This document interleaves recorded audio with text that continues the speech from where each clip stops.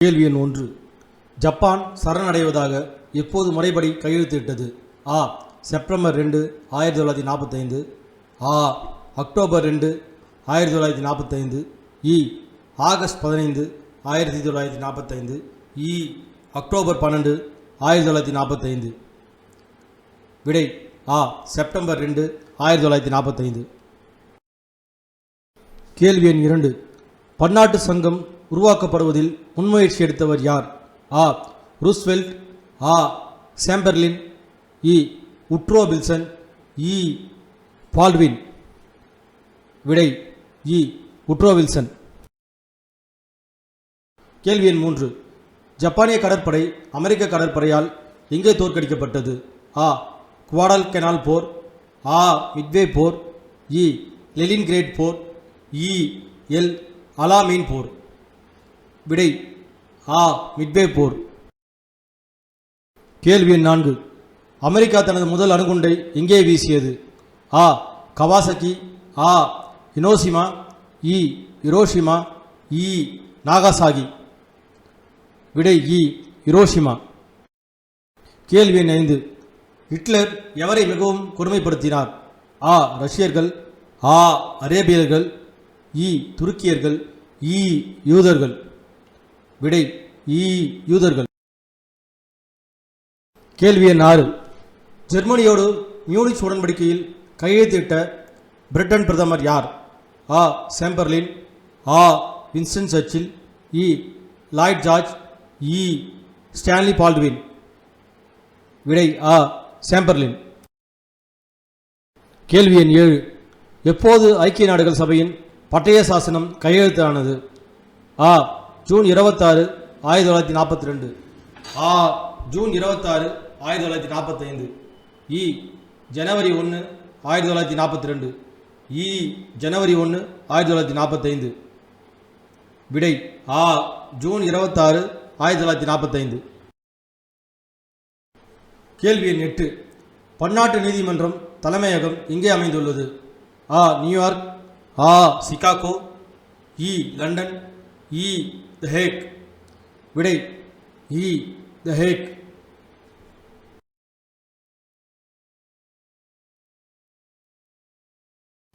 கேள்வி எண் 1.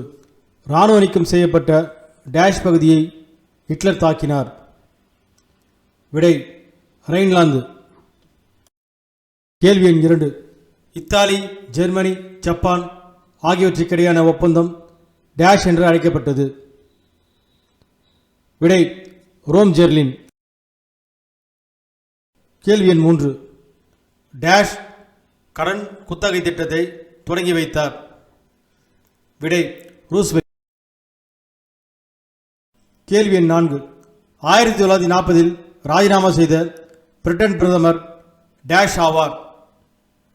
விடை சேம்பர்லின். டேஷ் என்பது தொலைவிலிருந்தே எதிரிகளின் போர் விமானங்களை கண்டுபிடிப்பதற்கான ஒரு கருவி. விடை ரேடார்.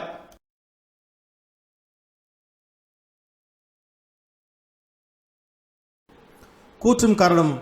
கூற்று. குடியரசுத் தலைவர் ரூஸ்வெல்ட் அமெரிக்கா தனது தனித்திருக்கும் கொள்கையை மாற்றியமைக்க வேண்டும் என்பதை உணர்ந்தார். காரணம். அவர் 1941 கடன் குத்தகை திட்டத்தை தொடங்கினார். ஆ. கூற்றும் காரணமும் சரி. ஆ. கூற்று சரி, ஆனால் காரணம் தவறு. இ. காரணம் கூற்று ஆகிய இரண்டுமே தவறானவை. இ. காரணம் சரி, ஆனால் அது கூற்றுடன் பொருந்தவில்லை. விடை ஆ. கூற்றும் காரணமும் சரி.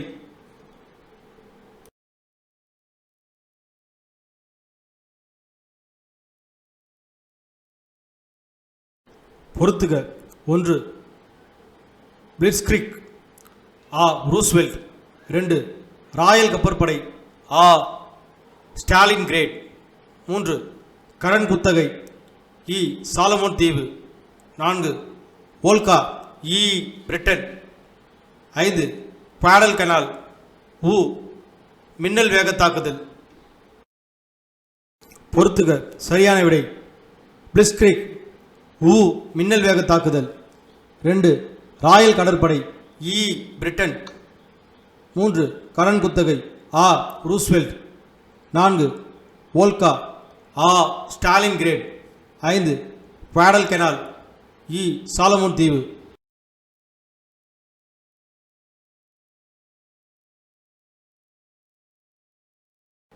கேள்வி எண் 1. முதல் உலகப் போருக்கு பிந்தைய உலகத்தின் 3 முக்கிய சர்வாதிகாரிகள் யாவர்? Mussolini Italy, Hitler Germany, Franco Spain. கேள்வி எண் 2. ஹிட்லர் ஜெர்மனி மக்களின் ஆதரவை எவ்வாறு பெற்றார்? ஜெர்மனி பெருமளவு அவமானப்படுத்தப்பட்டதாக நிலவிய கருத்தை பயன்படுத்தி தனது வல்லமை மிக்க சொற்பொழிவாலும் திறமையாலும் உணர்ச்சி மிக்க பேச்சுக்களாலும் ஜெர்மனியை அதன் இராணுவ புகழ்மிக்க முந்தைய காலத்திற்கு மீண்டும் அழைத்து செல்வதாகவும் கூறி அடால்ஃப் ஹிட்லர் மக்களை தன் பக்கம் ஈர்த்தார். கேள்வி எண் 3. முத்து துறைமுக நிகழ்வை விவரி. 1941 டிசம்பரில் ஹவாயில் உள்ள அமெரிக்க கப்பற்படை தளமான முத்து துறைமுகத்தின் மீது ஜப்பான விமானப்படைகள் முன்னறிவிப்பின்றி பெரும் தாக்குதலை தொடுத்தன. அமெரிக்காவின் பசிபிக் கப்பற்படையை முடக்கிவிட்டால் தென்கிழக்கு ஆசிய நாடுகளின் மீது படையெடுக்கும் போது எதிர்ப்பேதும் இருக்காது என ஜப்பான் நினைத்தது இதற்கு காரணமாகும். இத்தாக்குதலில் பல போர்க்கப்பல்களும் போர் விமானங்களும் அழிக்கப்பட்டன. அமெரிக்க வீரர்கள் பலர் கொல்லப்பட்டனர். இதனைத் தொடர்ந்து அமெரிக்கா ஜப்பான் மீது போர் பிரகடனம் செய்தது. சீனாவும் பிரிட்டனும் அமெரிக்காவுடன் இணைந்தன. கேள்வி எண் 4. பெவரிட்ஜ் அறிக்கை குறித்து நீ அறிந்தது என்ன? பெவரிட்ஜ் அறிக்கையை 1942 ஆண்டில் இங்கிலாந்து வெளியிட்டது. அவ்வறிக்கையில் பொது நலனுக்கு பெருந்தடைகளாக உள்ள வறுமை, நோய் ஆகியவற்றை வெற்றி கொள்ள பொதுமக்களுக்கு அதிக வருமானத்தை அளிப்பது, உடல்நல பாதுகாப்பு, கல்வி, வீட்டு வசதி, வேலைவாய்ப்பு ஆகியவற்றை வழங்கும் திட்டங்கள் இடம்பெற்றிருந்தன. கேள்வி எண் 5. பிரெட்டன் வுட்ஸ் இரட்டையர்களின் பெயர்களை குறிப்பிடுக. பிரெட்டன் வுட்ஸ் இரட்டையர்கள் என குறிப்பிடப்படும் உலக வங்கி, பன்னாட்டு நிதியமைப்பு உலக வங்கியின் 2 முக்கிய அங்கங்கள். புறணமைப்பு மற்றும் வளர்ச்சிக்கான பன்னாட்டு வங்கி, மற்றொன்று பன்னாட்டு வளர்ச்சி முகமை ஆகும். இவ்விரண்டுமே உலக வங்கி என்ற பெயரிலேயே குறிப்பிடப்படுகிறது. கேள்வி எண் 6. பன்னாட்டு நிதியமைப்பின் நோக்கங்கள் யாவை? உலக அளவில் நிதி சார்ந்த ஒத்துழைப்பு பேணுவது, நிதி நிலைமையை உறுதியானதாக வைத்திருத்தல், பன்னாட்டு வணிகத்திற்கு வசதிகள் ஏற்படுத்தி கொடுப்பது, வேலைவாய்ப்பின்மை பெருக்குவது, நீடித்த பொருளாதார வளர்ச்சி, உலகம் முழுவதிலும் வறுமையை ஒழிப்பது என்பனவாகும்.